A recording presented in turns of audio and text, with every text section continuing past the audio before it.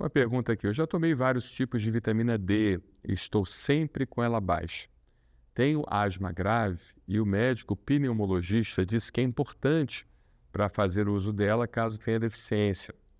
A questão é que já tomo sol. Todos os dias na praia faço vários suplementos recomendados pelo médico e nada. Ela sempre continua baixa. O que pode ser?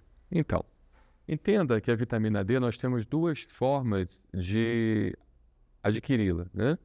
É a forma através dos raios ultravioleta, ou seja, o colesterol ele é transformado através dos raios ultravioleta em uma forma ativa da vitamina D, e nós temos também a forma de suplementação, né? Então, o que acontece? Se, de certa forma, nós tivermos deficiência em tomar esses raios ultravioletas, a gente tem que complementar, a gente tem que, de alguma forma, compensar com a suplementação. E, infelizmente, a maioria dos brasileiros tem deficiência de vitamina D. Apesar do Brasil ser um país tropical, um país extremamente ensolarado, mas é muito quente. Então, as pessoas acabam ficando mais em ambientes indoor do que fora de ambientes indoor. E por ficarem fora de ambientes indoor, e o brasileiro também tem o hábito cultural de se vestir muito, é um hábito europeu, que muitos europeus quando vêm aqui no Brasil, ou pessoas que vivem em ambientes assim muito frios, estranho, né, esse hábito do brasileiro. Por que o brasileiro não usa mais de bermuda? Por que o brasileiro vai para trabalhar muitas das vezes de calça comprida e tudo mais? Porque realmente é estranho para eles. Só que isso dificulta, né, a exposição a esses raios ultravioletas, e a gente acaba então tendo essa dificuldade na transformação da vitamina D.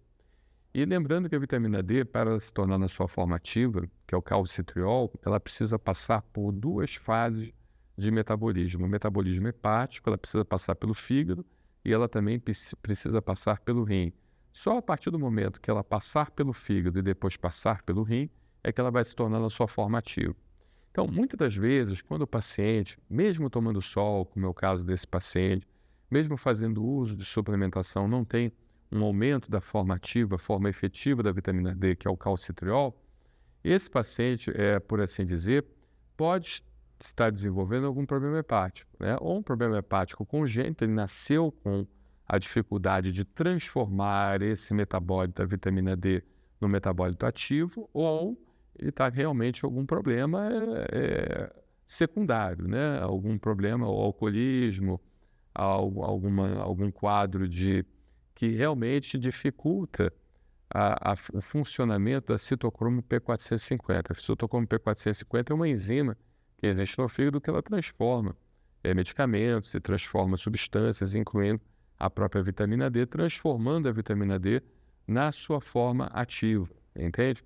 Então precisa fazer uma análise com o médico, saber se o fígado está funcionando bem, se o fígado está de acordo, se não existe nenhum tipo de problema de processo inflamatório no fígado, e se também não seria uma deficiência congênita, genética, hereditária, não congênita, mas hereditária, relacionada, por assim dizer, à deficiência da citocromo P450, que faz o metabolismo da vitamina D na sua forma ativa, né? Mas às vezes o paciente, por exemplo, o paciente alcoólatra, é um paciente que bebe, e às vezes já está desenvolvendo um processo de cirrose hepática, e naturalmente, né, secundariamente a essa situação, ele acaba tendo uma dificuldade da metabolização de várias coisas. Inclusive, uma das predisposições comuns em um paciente desenvolver alergia a remédios, as chamadas reações tardias a remédios, aquelas reações que se dão 72 horas após ou 96 horas após, são problemas relacionados com o fígado, são baixa metabolização hepática, problemas relacionados à baixa metabolização hepática, que faz com que o fígado não consiga metabolizar, por assim dizer, os remédios, e os remédios, então, ficam circulantes no organismo, né? Os metabólitos dos remédios ficam circulantes no organismo, e aqueles metabólitos induzem, então, uma reação imunológica, e também a própria questão do próprio álcool, né? O álcool diminuir, por assim dizer, a produção da citocromo P450, tá bom? Muito obrigado pela sua pergunta, excelente, muito boa a pergunta. Muito bem. Tem uma paciente aqui, uma médica, perdão, que ela faz a seguinte pergunta. Eu estou investigando de um paciente que está com suspeita de erro inato de imunidade. a ALPS, tá? ALPS é uma doença de erro inato de imunidade. Ela tem todos esses sinais de anemia hemolítica autoimune, linfadenomegalia, esplenomegalia, hipergamaglobulinemia, ou seja, vamos lá, anemia hemolítica autoimune, ou seja, a produção de anticorpos contra as hemácias. A linfadenomegalia é quando o paciente tem aumento dos gânglios pelo corpo, né? A esplenomegalia, que também é um órgão do sistema linfóide secundário, aumenta também, que é o baço aumentado. A hipergamaglobulinemia, ou seja, um aumento na produção de anticorpos.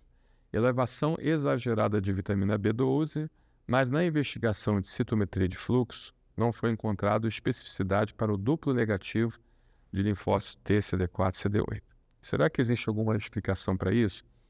Olha, a minha experiência com doença rara é pouca aqui no projeto. O projeto acaba pegando boa parte dos pacientes com doenças mais comuns, né? Mas a gente acaba estudando, né, as doenças raras como um todo, e a ALPS, ela tem essa característica toda que você falou, né? Mas, infelizmente, ela é uma doença de difícil diagnóstico.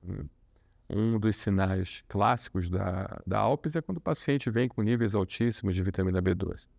Mas, nesse caso, o que pode estar acontecendo seria realmente um problema do laboratório, porque quando você pede a citometria de fluxo, né, essa citometria de fluxo, por sua vez, ela pode ser feita, essa imunofenotipagem leucocitária, ela pode ser feita para vários tipos de problemas. E muitas das vezes o pessoal do laboratório faz investigação mais para doenças neoplásicas, para as chamadas doenças linfoproliferativas, para o câncer do sangue, uma forma mais fácil de nós falarmos isso de uma maneira mais leiga, né?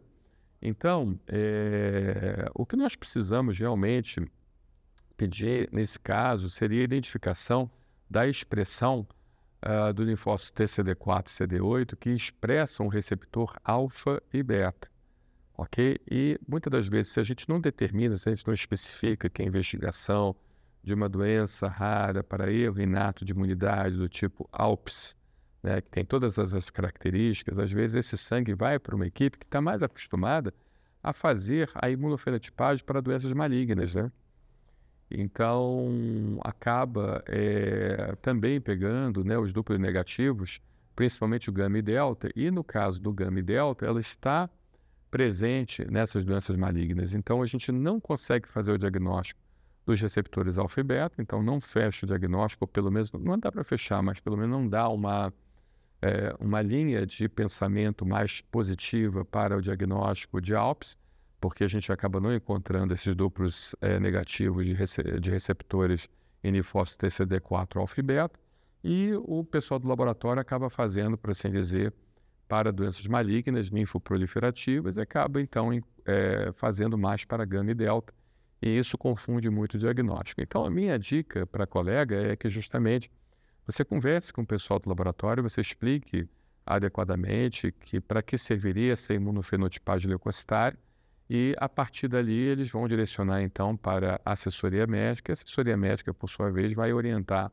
o pessoal de bancada para que isso seja feito de uma maneira mais específica na identificação de doenças de erro inato de imunidade, a imunodeficiência primária, ou no caso desse caso, especifica a doença que você tem suspeita. Porque realmente, quando a gente tem níveis aumentados de vitamina B12, a gente precisa pensar em doença ALPS, de erro inato de imunidade, tá bom? E é uma doença chata, uma doença que, se não tomar cuidado, ela leva ao óbito facilmente. Eu já tive uma paciente que já faleceu dessa doença. Infelizmente, foi triste isso. Mas precisa ver isso logo com urgência, tá bom? Muito obrigado pela sua pergunta. Muito bem. O médico optou, tem uma outra pergunta aqui relativa à questão também de erro inato de imunidade. Um paciente que tem deficiência de anticorpos. Então, ele disse o seguinte: o médico optou por fazer a reposição de imunoglobulina por via intravenosa do que ao invés da via subcutânea, facilitada por hialuronidase. E o meu filho que está tendo várias infecções de repetição. Ele disse que é por o meu filho estar muito magro. Isso está correto? Então, deixa eu explicar para você. São duas maneiras, né, realmente, de nós aplicarmos a por via venosa e a por via subcutânea. E a subcutânea você ainda tem um upgrade que é facilitada por hialuronidase. Qual é a diferença, né, da questão da via venosa para a via subcutânea? Porque a via venosa você precisa ir mais frequentemente lá e ela causa mais efeitos colaterais, né? Ela pode induzir anafilaxia com mais facilidade, reações locais com mais facilidade e precisa todo de um aparato técnico muito mais aprimorado do que pela via subcutânea. A via subcutânea, bem na verdade, ela tendo um profissional na área de saúde minimamente treinado, ele já conseguiria fazer a aplicação e com o passar do tempo, certamente vai haver também a possibilidade do paciente fazer a própria aplicação, entende? A chance também de reação colateral é menor, porque a via subcutânea é uma via de uma absorção mais lenta e, consequentemente, sendo uma absorção mais lenta, acaba havendo menos chance de desenvolver reações colaterais ao uso da medicação, como anafilaxia, como reação anafilática, como uma reação alérgica grave, tá bom? Então, é por aí. Mas existem casos específicos, né, principalmente casos relacionados a doenças de consumo, doenças consumptivas, onde o paciente perdeu muito peso, o paciente está muito emagrecido, o paciente perdeu massa muscular, que qualquer proteína que você coloque dentro do organismo, incluindo os anticorpos, né, isso pode levar a um consumo muito rápido dos anticorpos, e levando a esse consumo rápido, acaba havendo, por assim dizer, uma diminuição e não se mantendo o nível plasmático desses anticorpos, ou seja, você não consegue manter aquela quantidade ideal dentro do sangue do paciente para que ele mantenha, então, aquela defesa adequada. Então, nesse caso em específico, né, realmente a via de administração seria a via endovenosa, né? Porque na via endovenosa ela mantém um nível de anticorpos mais adequado, diferentemente da via subcutânea, onde por absorção ser uma absorção mais lenta, então aqueles anticorpos são rapidamente consumidos e você não consegue manter uma via plasmática adequada. Então, nesse caso, o ideal realmente é a via endovenosa, não está errado isso. A gente sabe que a via subcutânea é uma grande evolução. Hoje, facilitada pela hialuronidase, você consegue injetar até 600 ml de conteúdo dentro da via subcutânea, então é muita coisa, e isso pode manter o paciente, às vezes, 5 semanas sem precisar voltar no médico para fazer a recolocação desse conteúdo, né, da via subcutânea. Então, quando é facilitada por esse tipo de dispositivo, né, então ajuda muito, por assim dizer, o conforto do paciente também, ajuda bastante o paciente em termos psicológicos também, porque a gente sabe que a injeção de imunoglobulina, além de dar reações colaterais, ela mexe muito com o psicológico do paciente. E há pacientes que, inclusive, até preferem ter o risco de pegar infecções e morrer por causa de infecções do que fazer o uso da imunoglobulina intravenosa. Bom, então isso é muito importante nós deixarmos claro. Mas nesse caso, até o paciente ter uma recuperação adequada do peso, ter um ganho de massa muscular, ou seja, melhorar as suas condições clínicas gerais, sair da síndrome consumptiva, sair do emagrecimento, sair da perda de massa muscular, sair da perda, por assim dizer, de substâncias, de nutrientes do organismo, ele recuperar tudo isso, até ele chegar nesse ponto, infelizmente, o indicado seria a via endovenosa, tá bom? Eu agradeço aí bastante o seu comentário, muito bom. São perguntas um pouco difíceis, mas que a gente vai respondendo da melhor forma.